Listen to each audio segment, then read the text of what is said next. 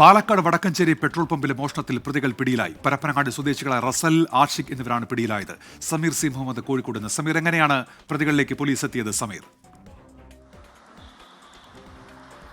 Unmesh, Kozhikode Panniyankara police മറ്റൊരു മോഷണ കേസുമായി ബന്ധപ്പെട്ട് പ്രതികൾക്കെതിരെ കേസെടുത്തിരുന്നു. അതിന്റെ അന്വേഷണത്തിലുമായിരുന്നു.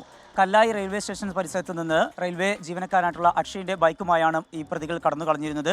അതുമായി ബന്ധപ്പെട്ടുള്ള അന്വേഷണത്തിൽ എലത്തൂർ ഭാഗത്തേക്ക് പ്രതികൾ പോയതായി കണ്ടെത്തിയിരുന്നു. അതിന്റെ AI ദൃശ്യങ്ങളും പോലീസിന് ലഭിച്ചിരുന്നു. എന്നാൽ പിന്നീട് ഈ ബൈക്ക് എന്ത് ചെയ്തു എന്ന് സംബന്ധിച്ച് കണ്ടെത്താൻ കഴിഞ്ഞില്ല. പ്രതികൾ എങ്ങോട്ട് പോയി എന്ന് കണ്ടെത്താൻ കഴിഞ്ഞിരുന്നില്ല. അതിനിടയിലാണ് ഇന്നലെ പുലർച്ചയോടുകൂടെ ഈ സംഭവം ഉണ്ടായത്.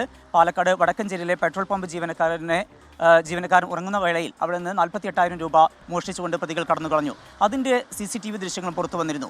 ഇതിൻ്റെ അടിസ്ഥാനത്തിൽ വടക്കഞ്ചേരി പോലീസും അന്വേഷണത്തിലായിരുന്നു. അതുമായി ബന്ധപ്പെട്ടുള്ള ചില വിവരങ്ങൾ പന്നിയങ്കര പോലീസിന് ലഭിക്കുകയും ചെയ്തു. തുടർന്ന് ഇന്നലെ രാത്രി 11 മണിയോട് കൂടെയാണ് ഈ പ്രതികളെ പിടികൂടിയത്. ആദ്യം റസലിനെയാണ് പിടികൂടിയത്.